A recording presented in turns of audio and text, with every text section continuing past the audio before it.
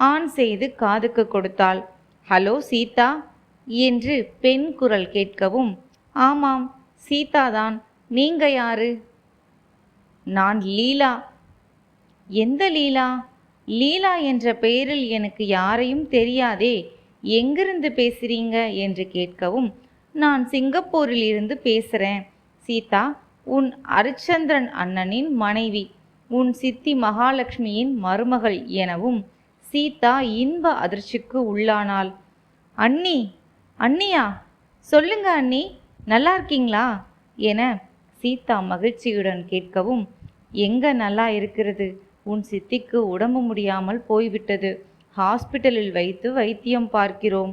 ஐயோ, சித்திக்கு என்னாச்சு என்று சீதா பதறவும், 10 நாட்களுக்கு முன்னால் திடீர்னு மயங்கி விழுந்து ஒரு கையும் காலும் வராமல் போயிடுச்சு, வாய் கோணிடுச்சு, பேச கஷ்டப்படுறாங்க, ஹாஸ்பிட்டலில் சீதான்னு வைத்தியம் பார்க்கிறோம். சீதா சீதான்னு முழிச்சிருக்கும் நேரமெல்லாம் ஒரே புலம்பல்தான். எவ்வளவு சமாதானப்படுத்தியும் அவங்க சமாதானமாகவில்லை. புலம்பல் நிற்கவில்லை. எல்லோரும் என்ன செய்யறதுன்னு முழித்து விட்டோம். அந்த சமயம்